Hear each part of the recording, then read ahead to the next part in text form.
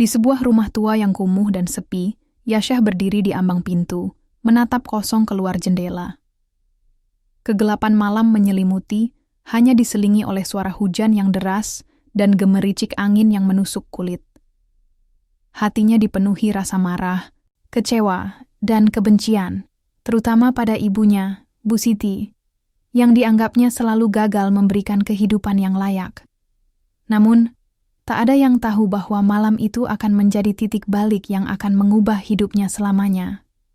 Apa yang sebenarnya tersembunyi di balik kata-kata yang pernah ia ucapkan? Dan bisakah penyesalan yang datang terlambat menyembuhkan luka yang telah ia buat? Namaku Yasyah, dan aku benci rumahku. Aku benci temboknya yang terbuat dari anyaman bambu yang sudah reot. Aku benci lantainya yang sering berderit tiap kali diinjak. Dan yang paling aku benci suara sendok beradu dengan piring kosong di waktu makan malam. Suara itu seperti ejekan, seolah menertawakanku yang tak pernah merasakan kenyang, tak pernah tahu rasanya makan daging tanpa harus menunggu lebaran. Yasyah, makan dulu. Nak, kata ibu, pelan, seperti biasa. Nadanya lembut, namun bagiku hanya terdengar seperti bunyi lonceng tua, hambar dan mengganggu. Aku duduk di lantai, menatap piringku dengan jijik. Nasi putih yang sudah hampir dingin dan garam. Hanya itu. Nasi dan garam. Lagi-lagi. Ini lagi? Bentakku. Ibu nggak capek ya tiap hari masak makanan orang miskin? Bu Siti menunduk. Perempuan tua itu tak berkata apa-apa. Ia hanya duduk di pojok ruangan, kedua tangannya memeluk lutut. Tubuhnya bergoyang pelan seperti mencoba menenangkan dirinya sendiri. Aku tahu ia mendengar. Tapi, seperti biasa, ia tidak menjawab. Ibu tuh kemana aja sih seharian? Nggak kerja? Nggak dagang? Cuma duduk diam di rumah? Masa aku harus makan beginian terus? Suaraku menggema di ruangan sempit itu. Tapi tidak ada jawaban. Tidak ada suara bantahan. Hanya dengusan napas ibu yang terdengar lelah dan berat. Aku berdiri, menendang piringku sampai nasi berserakan di lantai tanah. Aku bosan hidup kayak gini, hidup miskin, hidup ngenes. Gimana sih, Bu? Orang-orang punya hidup enak, rumah bagus, ibu mereka bisa beliin mereka motor, sepatu baru, baju bagus. Aku cuma punya ibu yang nggak bisa kasih apa-apa. Bu, Siti tersentak sedikit. Tapi dia tetap tidak menoleh padaku. Aku muak. Sejujurnya, aku muak bukan hanya pada ibu, tapi pada segalanya, pada nasib, pada hidup, pada setiap langkah yang kutapaki di jalan setapak berdebu itu menuju sekolah, sambil mendengar anak-anak lain tertawa-tawa naik motor baru mereka, mengolok-olokku dari jauh. Mereka bilang aku anak kampungan. Mereka bilang aku anak emak kere. Mereka bilang aku tak akan jadi siapa-siapa. Dan yang membuatku paling kesal, mereka benar. Sebab aku memang bukan siapa-siapa, dan mungkin tak akan pernah jadi siapa-siapa. Karena aku dilahirkan dari perut seorang perempuan yang bahkan tidak bisa memberiku makan layak. Bu Siti berdiri perlahan. Ia mengambil nasi yang tercecer, dikumpulkannya dengan telapak tangan keriputnya. Tangannya gemetar, tapi ia tetap melakukannya. Satu persatu, aku memperhatikan gerakannya. Tapi aku tidak merasa iba, tidak saat itu. Yang ada di pikiranku hanyalah rasa kesal yang menumpuk hari demi hari. Setelah membersihkan lantai, Bu Siti duduk lagi. Tangannya menyentuh piringnya sendiri yang isinya pun tak lebih baik dari milikku tadi. Maaf Yasyah, besok ibu coba cari kerja lagi ya. Suaranya pelan, patah-patah. Tapi aku malah tertawa sinis. Besok? Hah? Besok dan besok terus. Ujung-ujungnya tetap nasi sama garam lagi. Ujung-ujungnya aku tetap jadi bahan ledekan. Ibu tuh, ngapain sih hidup kalau cuman nyusahin? Aku tahu kata-kataku jahat, tapi aku tak peduli. Bu Siti diam. Lama. Kemudian ia berdiri perlahan, lalu berjalan keluar rumah. Kulihat punggungnya yang bungkuk, langkahnya yang lambat, dan kain jarik yang hampir usang melilit pinggangnya. Malam itu dingin. Angin bertiup masuk, lewat celah-celah dinding bambu, membuat pelita bergoyang. Pelan, Aku duduk sendiri. Suara jangkrik di luar begitu nyaring. Tapi yang lebih nyaring adalah suara hatiku sendiri. Penuh amarah, penuh keluhan, penuh sesal yang saat itu masih belum kukenali sebagai sesal. Malam semakin larut. Ibu belum kembali. Aku mulai merasa gelisah. Tapi egoku terlalu besar untuk mengakuinya. Beberapa menit kemudian, pintu terbuka pelan. Bu Siti masuk dengan setengah plastik berisi tahu goreng dan satu bungkus kecil sambal kacang. Ada yang ngasih, ya. Ibu tadi bantuin benerin rak dagangan si Mak Inah. Katanya dengan suara lelah. Ini buat kamu. Ia menyodorkan tahu goreng itu padaku. Mataku membelalak. Loh, ibu dapat ini? Ucapku. Iya, buat kamu aja. Ibu udah kenyang tadi minum air putih. Aku mengambil tahu goreng itu. Lapar masih menguasai tubuhku, dan tanpa pikir panjang, aku lahap makanan itu. Tapi entah kenapa rasanya hambar. Bahkan tahu yang biasanya gurih pun tak bisa mengalahkan rasa pahit di tenggorokanku malam itu. Bu Siti duduk bersandar di dinding. Matanya menatap langit-langit rumah, wajahnya kosong. Dan untuk pertama kalinya malam itu, aku mendengar suara, bukan dari pelita, bukan dari angin, bukan dari jangkrik, tapi dari dalam diriku sendiri. Suara yang berkata, "Kenapa kau begitu kejam, Yasha?" Aku mencoba mengabaikannya. Aku tidur. Atau, tepatnya, mencoba tidur.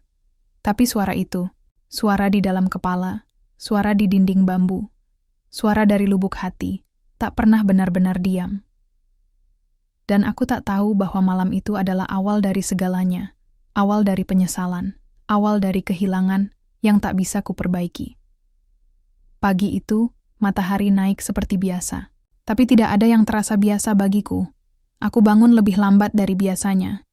Tubuhku terasa berat, entah karena kurang tidur, atau karena pikiranku yang semalaman dihantui oleh suara-suara aneh dari dalam kepala. Aku melirik sudut ruangan. Di sana, Bu Siti sudah duduk, menenun tikar dari bilah-bilah pandan kering. Tangan tuanya bergerak lambat, tapi tetap lincah, seolah sudah terbiasa sejak puluhan tahun lalu. Dan seperti biasa, aroma nasi hangat mulai menguar dari dapur kecil kami, yang hanya dipisahkan oleh tirai lusuh. Aku menghela napas panjang. Dalam hati, ada sesuatu yang mengganjal. Mungkin karena tahu goreng semalam, mungkin juga karena tatapan kosong ibu yang terus membayang di pikiranku. Tapi tentu saja, aku tidak berniat menunjukkan semua itu. Bu Siti tersenyum padaku pagi itu. Senyum yang lembut. Hangat. Seolah malam kemarin tak pernah terjadi. Seolah kata-kata tajamku tidak pernah keluar dari mulut ini. Seolah ia tidak pernah dihina oleh anaknya sendiri. "Pagi, Yasha," katanya. Aku hanya mengangguk pelan, tak sanggup membalasnya dengan kata-kata. "Sudah siap makan? Ibu udah siapkan." Aku berjalan menuju dapur, duduk di tikar yang dingin, dan menatap piring yang sudah ditata rapi. Nasi masih mengepul, tapi saat ku tatap lebih lama, aku kembali melihat kenyataan yang membuat dada ini seperti ditusuk nasi dan garam. Lagi, aku menarik napas dalam-dalam, berusaha menahan emosi yang perlahan naik ke kepala. "Ini lagi?" tanyaku dingin. Ibu belum sempat ke pasar. Belum ada uang juga. "Nak, nanti siang ibu coba jual tikar yang ini, siapa tahu bisa beli ikan asin atau tempe." Jawabannya biasa. Tapi bagiku terdengar seperti alasan basi yang selalu diulang-ulang. "Aku malu, Bu." Bu Siti menoleh. Matanya berkedip sekali. "Malu?" "Iya. Aku malu terus-terusan makan beginian. Teman-teman di sekolah bawa bekal ayam, goreng sambal tahu bacem. Aku bawa nasi sama garam, kadang cuma nasi sama kecap. Apa enggak malu? Mereka ngetawain aku." Kali ini aku tidak berteriak, tapi suaraku dingin. Lebih menusuk dari teriakan. Bu Siti menunduk, kedua tangannya saling menggenggam di atas pangkuan. Aku tahu ia merasa bersalah. Tapi kenapa aku tetap saja tidak bisa merasa lega? Mereka bilang, aku anak orang miskin. Mereka bilang aku bau. Karena aku cuma punya seragam satu pasang, yang dicuci 3 hari sekali. Mereka bilang, Aku nyusahin sekolah karena selalu minta dispensasi bayar SPP. Air mata ibu mulai mengalir pelan, tapi ia cepat-cepat mengusapnya. Ibu minta maaf, nak, bisiknya.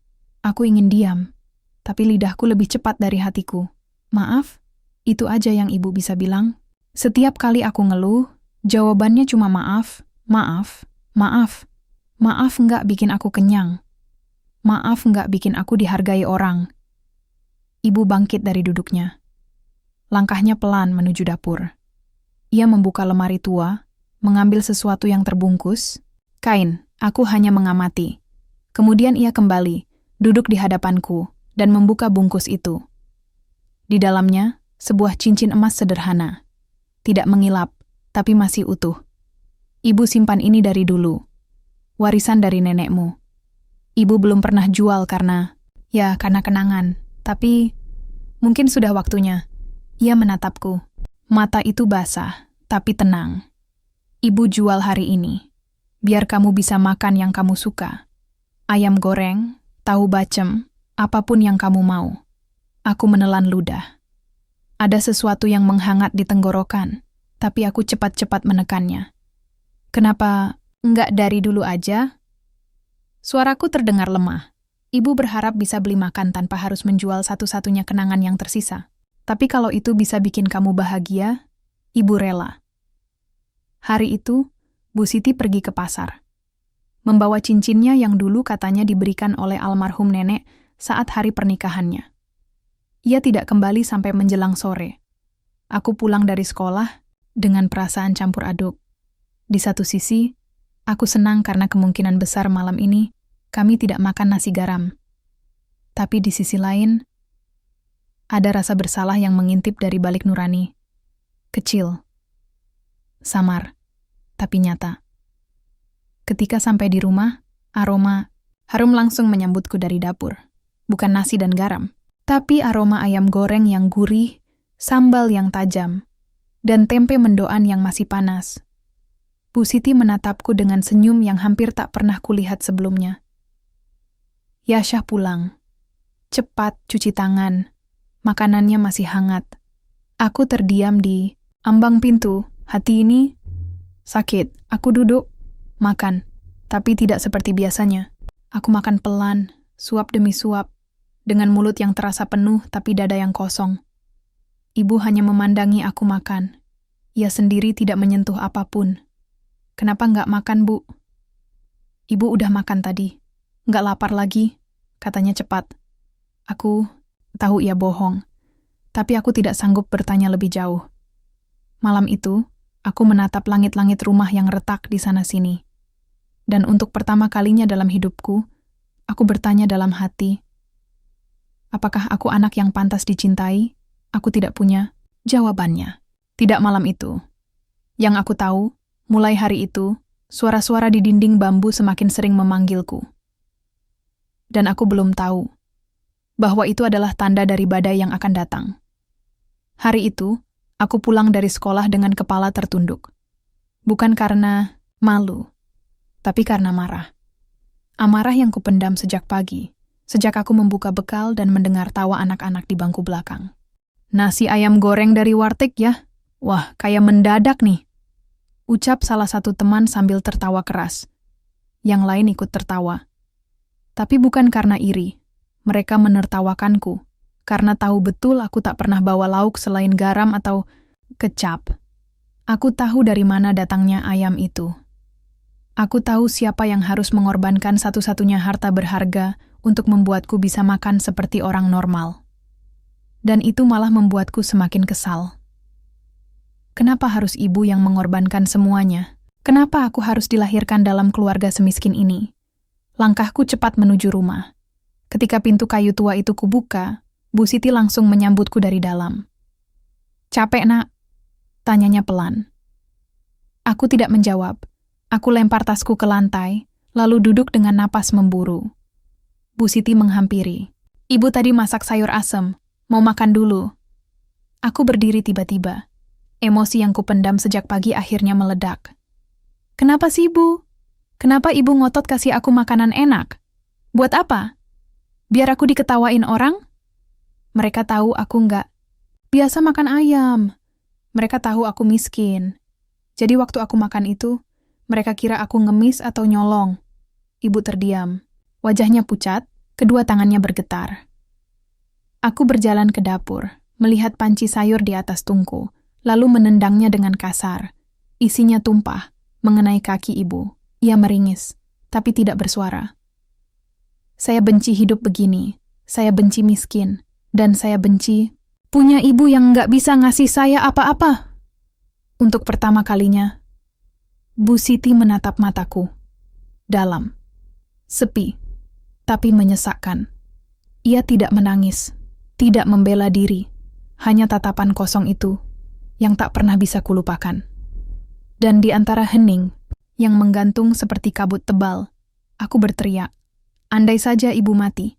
Ucapan itu keluar, tanpa sadar, tapi jelas. Dan menghujam, ibu membalikkan badan perlahan, lalu masuk ke dalam kamarnya, menutup pintu, tanpa suara.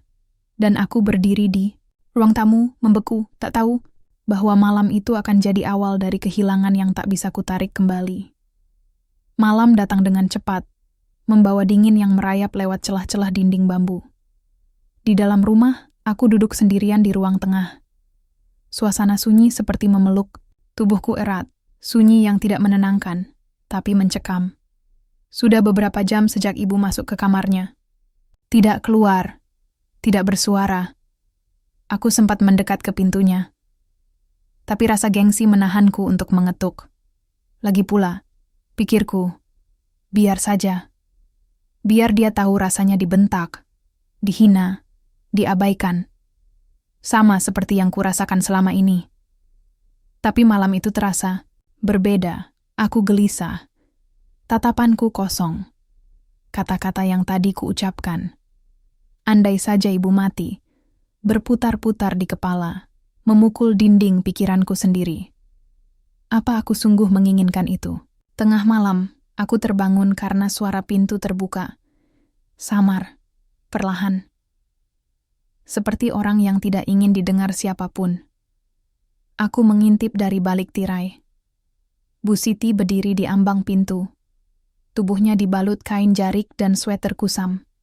Di tangan kirinya, sebuah tas kain kecil.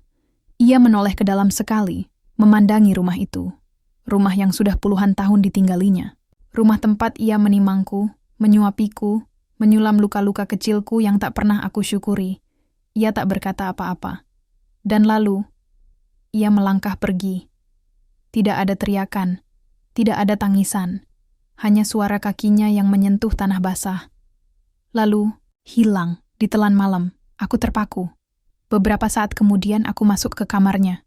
Sunyi, kosong, dan di atas tikar lusuh itu, selembar kertas tertinggal. Tapi aku belum membacanya. Entah kenapa, aku takut. Takut pada apa yang akan tertulis. Takut pada kenyataan, bahwa kali ini, mungkin aku telah melukai seseorang dengan cara yang tak bisa diperbaiki. Dan saat aku duduk di sudut kamar, menggenggam kertas itu tanpa membuka lipatannya. Untuk pertama kalinya sejak lama, aku merasa sepi. Bukan karena sendirian, tapi karena kehilangan. 3 hari sejak kepergian ibu. Dan rumah ini sudah bukan rumah lagi. Benda-benda masih ada di tempatnya. Piring-piring masih tersusun di rak bambu. Bantal ibu masih di sudut kamar, menyimpan aroma tubuhnya yang samar. Tapi semua itu terasa seperti sisa-sisa, seperti cangkang kosong yang ditinggalkan isinya. Aku bangun setiap pagi dengan perasaan aneh. Tidak ada suara langkah kaki ibu di dapur. Tidak ada suara sendok beradu dengan gelas enamel. Tidak ada sapaan lembut. Tidak ada pertanyaan sederhana seperti, "Yasyah mau sarapan dulu?" Yang ada hanya hening. Hening yang menggigit. Awalnya kupikir aku akan merasa bebas. Tak ada lagi ocehan, tak ada lagi wajah tua yang mengganggu penglihatanku. Tapi ternyata, keheningan itu lebih memekakan daripada omelan, lebih menyakitkan daripada kata-kata. Hari pertama aku melewatkan makan. Hari kedua aku hanya minum air. Hari ketiga, aku mulai menggigil. Aku berusaha bertahan, mencari sisa uang di laci. Tidak ada. Ibu membawa segalanya, kecuali rasa bersalah, yang ia tinggalkan menancap di dadaku. Aku mencoba keluar, berharap bisa mencari kerja serabutan. Tapi tetangga-tetangga menatapku dengan mata curiga. Seperti mereka tahu. Mungkin mereka memang tahu. Mungkin ibu menceritakan sesuatu sebelum pergi. Atau mungkin mereka hanya bisa menilai dari cara pandang seorang anak yang mengusir ibunya sendiri di malam dingin, tanpa ampun, tanpa kasih. Aku pulang dengan tangan kosong, perut kosong, dan hati yang lebih kosong lagi. Sore itu, hujan turun. Deras. Rumah bocor di beberapa sudut. Aku menatap langit-langit, lalu menjatuhkan diri ke atas tikar tua ibu. Di sanalah, aku merasa paling dekat dengannya. Ironis. Aku menangis. Untuk pertama kalinya. Pelan, seperti rintik hujan pertama yang turun dari langit mendung. Tapi air mata itu terus mengalir. Lalu tanganku menyentuh sesuatu di bawah bantal. Sebuah amplop. Tipis. Lusuh. Dengan tulisan tangan yang sangat kukenal. Untuk Yasha, anak ibu. Tanganku gemetar. Aku duduk. Menatapnya lama. Kupikir aku belum siap. Tapi tak ada yang bisa kupersiapkan lebih lama lagi. Kupeluk surat itu. Lalu perlahan, dengan tangan dingin dan tubuh lemah, kubuka amplopnya. Satu lembar kertas. Tulisan tangan yang penuh goresan ragu, tapi jelas. Yasha, maafkan ibu karena harus pergi. Ibu bukan pergi karena membenci kamu. Tapi karena ibu tahu, kehadiran ibu hanya membuat kamu marah dan kecewa. Ibu selalu berusaha jadi ibu yang baik. Meski tak sempurna. Meski tak mampu beri kamu sepatu baru, makanan enak, atau rumah yang kokoh, tapi ibu selalu berdoa. Setiap malam. Agar kamu tetap sehat, bahagia, dan bisa jadi orang yang lebih baik dari ibu. Ibu tahu kamu belum mengerti semuanya sekarang, tapi suatu hari nanti, kamu akan mengerti. Dan saat itu tiba, ibu hanya ingin satu hal, jangan benci dirimu sendiri. Dan jika kamu masih punya hati, carilah ibu. Tapi kalau kamu memilih untuk tidak mencari, ibu pun akan mengerti. Karena cinta, seorang ibu tidak pernah meminta balasan. Surat itu gemetar di tanganku. Kata-kata terakhir seolah mengiris dadaku. Dalam. Membuka luka yang selama ini kututup rapat dengan kemarahan. Aku jatuh bersimpuh. Memeluk surat itu seperti memeluk tubuh. Ibu yang kini entah ada di mana. Dan untuk pertama kalinya aku merasa kecil. Bukan karena miskin, bukan karena diejek. Tapi karena aku telah kehilangan sesuatu yang tidak bisa dibeli dengan emas, tidak bisa diganti dengan sepiring ayam goreng, dan tidak bisa ditemukan dimanapun, kecuali dalam pelukan yang telah pergi. Dan di luar sana, malam mulai merambat. Lagi, sunyi. Tapi kini, sunyinya membawa luka. Hari demi hari berlalu, dan rumah ini bukan lagi rumah. Ia berubah menjadi ruang penghakiman yang diam. Setiap dindingnya seperti mengulang kata-kata yang dulu kuucapkan. Kata-kata tajam yang kini terasa seperti paku menancap di dada. Surat itu, aku membacanya berkali-kali. Semakin sering kubaca, semakin sulit rasanya bernapas. Aku menyesal. Tapi penyesalan saja ternyata tak cukup untuk memulihkan sesuatu yang sudah rusak terlalu dalam. Setelah membaca surat itu malam itu, aku terdiam di sudut kamar ibu hingga fajar. Tak tidur. Tak makan. Tak bergerak. Seolah seluruh tubuhku mati rasa. Terseret dalam pusaran rasa bersalah yang perlahan membunuh dari dalam. Dan pagi itu, semuanya mulai berubah. Awalnya hal-hal kecil. Kakiku terkilir saat berjalan ke warung untuk mencari makanan murah. Lalu dompetku hilang entah di mana, meski aku yakin meletakkannya di meja. Beberapa hari kemudian, genting rumah jatuh tepat mengenai pelita hingga nyaris menyebabkan kebakaran. Tidak ada yang parah, tapi semua terasa. Ganjil. Beruntun. Seolah ada sesuatu yang mengikutiku dari belakang. Tak terlihat, tapi nyata. Aku mencoba menyibukkan diri dengan membersihkan rumah, mencoba memperbaiki genting, mengikat bambu-bambu dinding yang mulai copot. Tapi semuanya terasa sia-sia. Setiap usaha seperti dihancurkan balik oleh sesuatu yang tak kasat mata. Lalu, malam ketujuh setelah ibu pergi, aku mimpi buruk. Dalam mimpi itu, aku berdiri di depan rumah. Langit gelap. Hujan turun deras. Di ujung jalan tanah, kulihat sosok ibu berdiri, mengenakan kain basah, tubuhnya gemetar, rambutnya tergerai. Tapi wajahnya tidak menoleh padaku. Aku berlari memanggilnya, berkali-kali. Tapi setiap langkahku tak membuatku mendekat. Justru sosok ibu semakin menjauh, seperti diserap oleh kabut malam yang tebal. Dan ketika aku hampir kehilangan jejaknya, ia berhenti. Menoleh, tapi matanya kosong. Dan dari bibirnya yang pucat, terdengar bisikan. Semoga Tuhan membuka matamu, meski lewat jalan yang kau benci. Aku terbangun dengan tubuh basah oleh keringat. Napasku tersengal. Dan di luar sana, suara angin seperti mengucapkan ulang kata-kata itu. Jalan yang kau benci, aku tahu. Itu bukan sekadar mimpi. Itu bukan sekadar sisa rasa bersalah yang bermain di kepala. Itu adalah peringatan. Kutukan. Kutukan seorang ibu yang hatinya hancur, tapi tak pernah bisa benar-benar membenci anaknya. Keesokan harinya, aku mencoba pergi ke rumah Bu Inah, tetangga tua yang dulu sering datang ke rumah. Mungkin dia tahu kemana. Ibu pergi. Maaf, ya, katanya sambil mengusap tanganku. Ibu kamu nggak bilang apa-apa, cuma minta maaf dan minta doa. Tapi aku lihat matanya. Waktu itu, matanya kosong ya, seperti orang yang sudah menyerah. Kata-katanya menghantamku lebih keras dari mimpi semalam.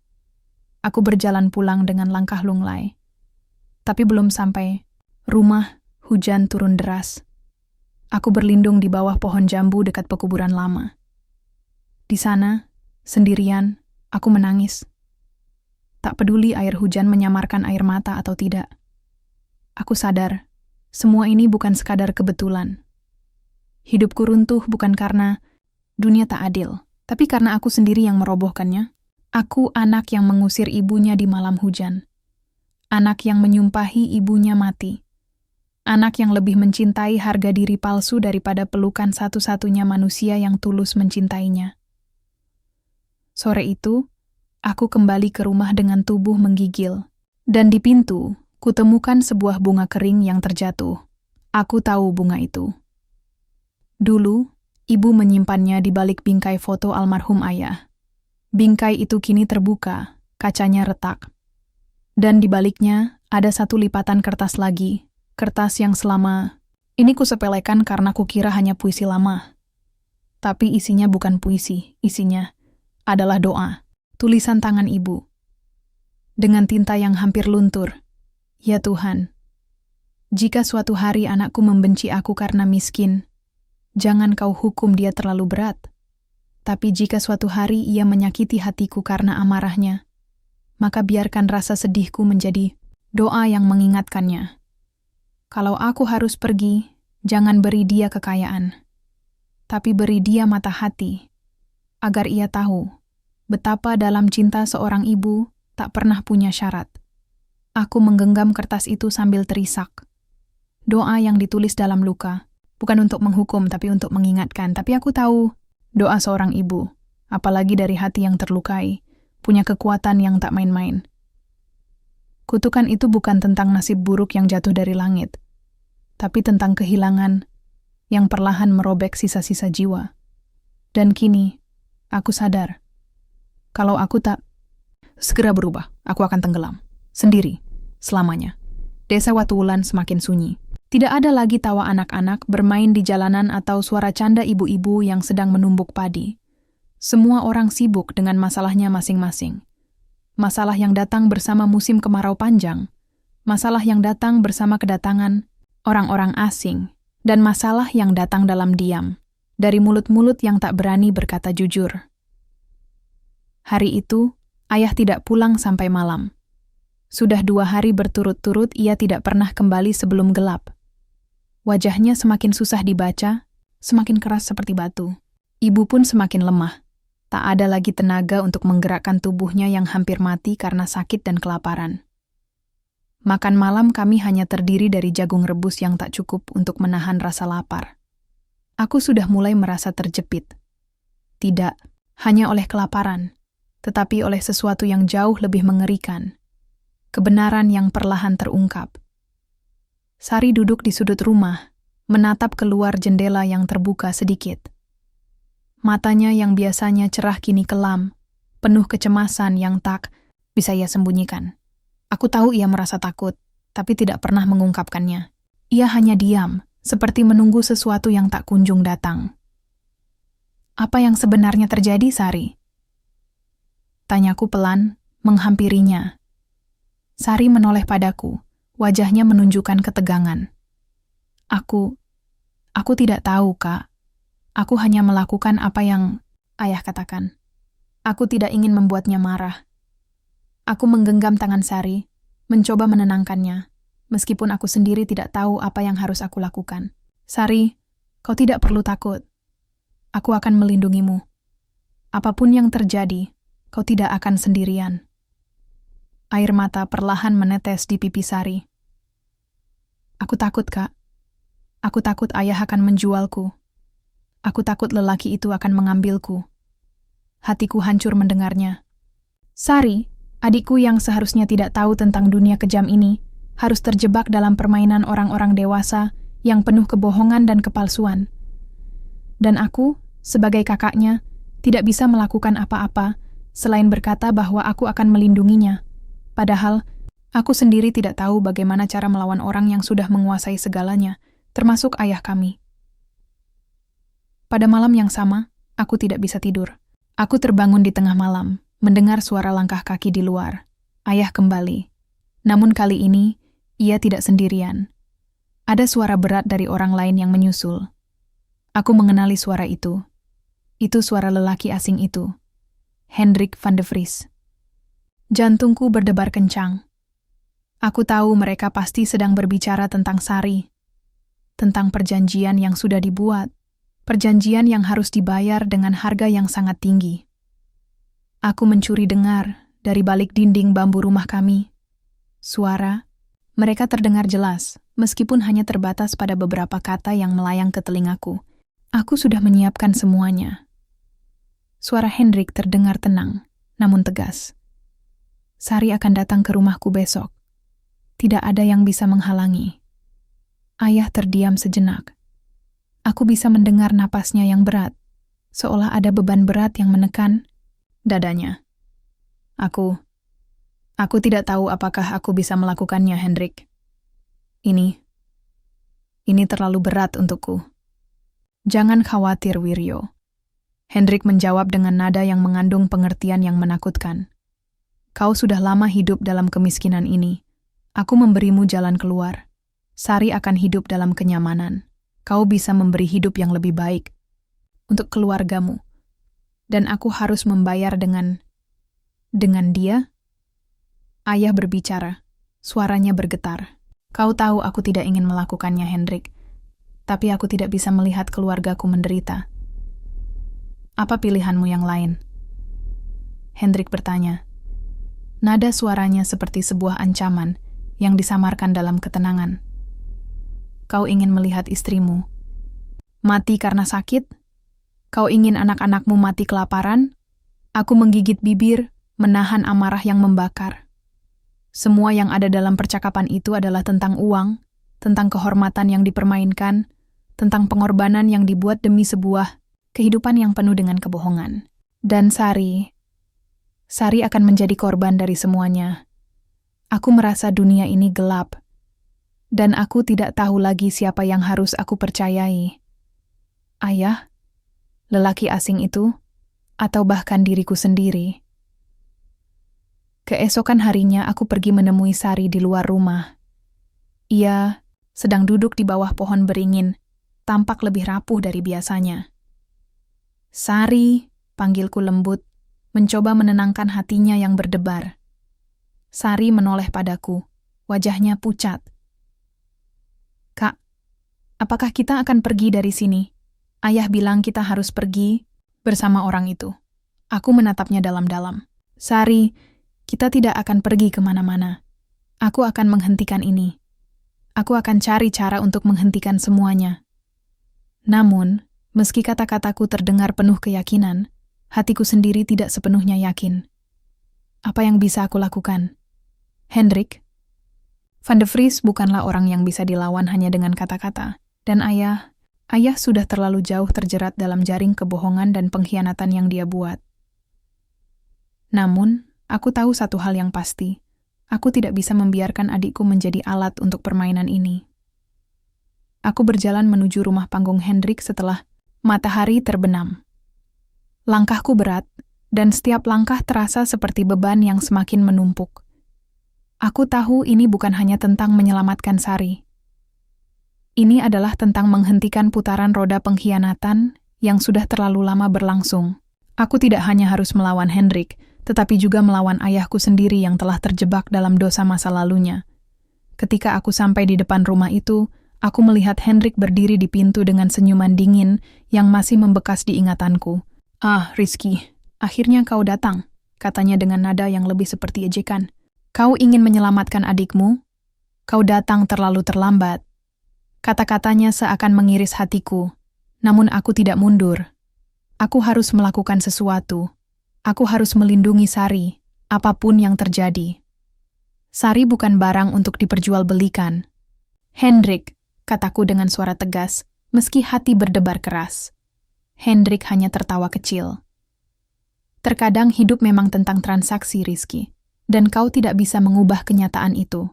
Kenyataan yang kejam, yang tak bisa kuhindari. Namun aku tahu selama aku masih hidup, aku akan terus berjuang. Aku akan melawan, meskipun itu berarti melawan ayahku sendiri. Aku berjalan tergesa-gesa di tengah hujan. Langit mendung, dan udara dingin menusuk ke tulang. Kakinya basah, tersandung akar pohon yang tumbuh liar di sepanjang jalan setapak yang aku lalui. Namun, aku tak peduli. Aku hanya ingin mencapai tempat itu. Tempat yang sudah lama aku tinggalkan tanpa rasa kasihan. Tempat di mana aku seharusnya pulang. Hari-hari berlalu dengan bencana yang tak kunjung berhenti. Setiap langkah yang aku ambil terasa lebih berat, seolah dunia ini ingin menghentikan aku. Rumah yang dulu aku anggap beban kini terasa seperti penjara yang tak bisa aku tinggalkan. Aku sadar, sejak ibu pergi, aku telah kehilangan arah. Semua yang kupikirkan tentang kebebasan, kemerdekaan, dan harga diri, semuanya ternyata hanyalah fata morgana belaka. Ketika hujan deras mulai turun lebih lebat, aku memutuskan untuk mencari ibu. Tidak peduli seberapa jauh aku harus berjalan, tidak peduli seberapa berat langkahku. Aku harus menemukan ibu. Aku harus meminta maaf, atau aku akan tenggelam dalam penyesalan seumur hidupku. Tapi aku tak tahu kemana harus mencari.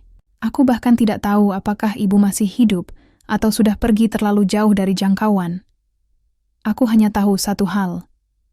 Aku tidak bisa lagi terus hidup seperti ini. Tidak dengan beban kesalahan yang tak kunjung hilang. Aku melangkah menuju rumah lama. Kami, rumah yang sudah lama tak kulihat. Bukan karena tak peduli, tapi karena aku takut. Takut akan kenyataan yang harus aku hadapi. Takut akan pengingat masa lalu yang tak bisa kuubah. Rumah itu, meskipun tampak sepi dan kumuh, tetap menjadi saksi dari setiap kenangan. Kenangan yang aku sembunyikan di balik kata-kata kasar. Kenangan yang aku coba kubur dalam-dalam. Tapi tak ada yang benar-benar bisa kuberikan selain penyesalan. Penyesalan yang kini datang dengan harga yang tak terbayangkan. Aku berdiri di depan pintu itu. Pintu yang dulu tak pernah sekalipun kulewati dengan penuh kesadaran. Pintu yang kini hanya menyisakan jejak-jejak kenangan. Dengan tangan yang gemetar, aku mengetuk pintu itu. Setiap ketukan terdengar sangat keras di telingaku. Bagaikan denting lonceng kematian yang menggema dalam dada. Tak ada jawaban. Aku mengetuk lagi. Kali ini, lebih keras. Aku tidak akan berhenti. Aku harus mendengar suara ibu. Aku harus tahu apakah ia masih ada. Apakah aku masih bisa memperbaiki semuanya. Aku tak peduli jika harus menjatuhkan harga diriku. Aku sudah kehilangan segalanya. Akhirnya, Pintu terbuka perlahan. Aku tertegun. Di depan pintu, seorang wanita tua berdiri dengan tatapan kosong. Rambutnya putih, wajahnya dipenuhi keriput, dan tubuhnya sangat lemah. Mungkin lebih tua dari yang kuingat. Tapi, bukan ibu. Aku mengangkat wajahku, kecewa. Wanita itu melihatku, dan seketika matanya berubah. Seperti mengenali sesuatu, tapi tak bisa mengingatnya. Anak, siapa kamu nak? Tanyanya pelan, dengan suara serak. Aku terdiam sejenak. Suara wanita itu mengingatkanku pada sesuatu yang hilang begitu lama. Pada suara ibu yang dulu lembut. Aku Yasyah, Bu. Yasyah, anaknya Bu Siti. Jawabku dengan suara hampir tak terdengar. Wanita itu terdiam. Ia menatapku dalam-dalam, seakan berusaha mengingat sesuatu. Akhirnya, setelah beberapa detik yang terasa seperti berjam-jam, ia berkata, Ibu Siti, sudah pergi jauh, nak. Iya, pergi ke desa sebelah beberapa hari yang lalu. Tapi, kau harus hati-hati. Tidak ada yang tahu apakah ia masih di sana. Pernyataan itu menghantam hatiku.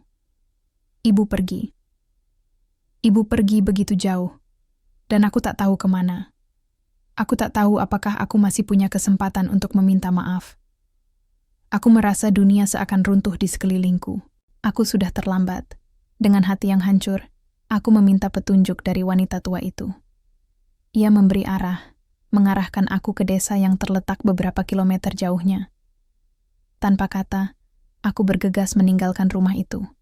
Tak ada lagi yang bisa menahanku. Hujan semakin deras, namun aku tak peduli. Langkahku semakin cepat, semakin terburu-buru. Keringat dan air hujan bercampur. Jantungku berdegup kencang, seakan berusaha untuk mengimbangi langkahku yang terus mempercepat. Ketika aku tiba di desa itu, senja telah mulai merayap. Aku berlari, hampir tak bisa melihat apapun karena hujan yang sangat lebat.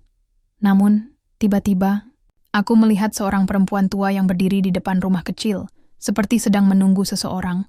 Mataku tertuju pada wajah itu. Dan aku tahu, itu ibu-ibu yang kini tak lagi muda. Ibu yang mungkin sudah terluka terlalu dalam. Ibu yang seharusnya kuharap untuk menemui, sebelum semua terlambat. Aku menghampiri ibu dengan hati yang hancur.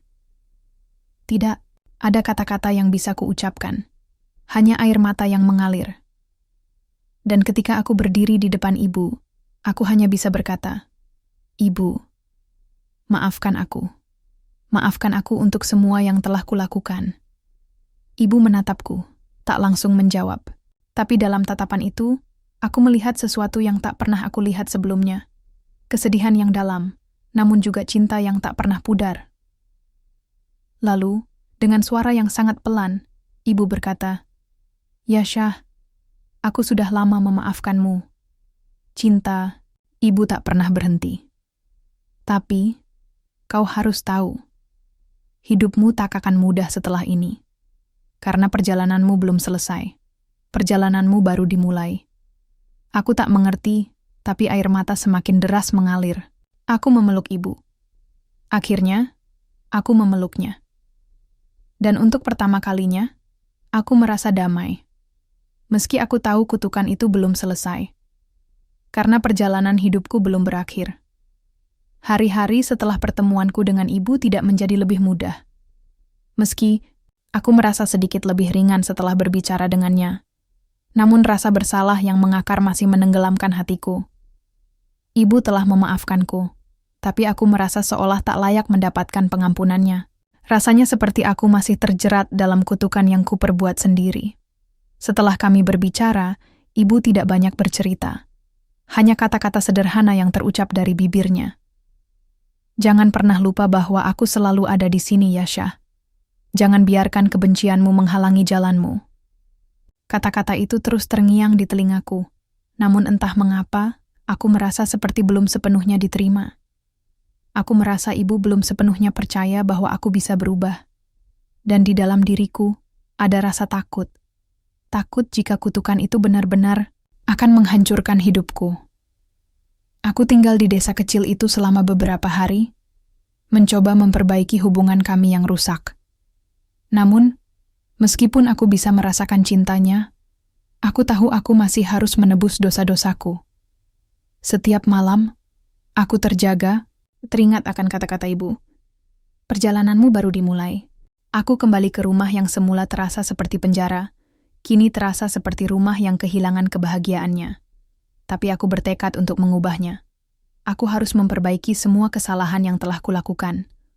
Aku harus bekerja lebih keras, tidak hanya untuk diriku, tetapi juga untuk ibu yang telah memberiku begitu banyak cinta, meskipun aku tidak pernah menghargainya. Namun, perjalanan itu tidak mudah.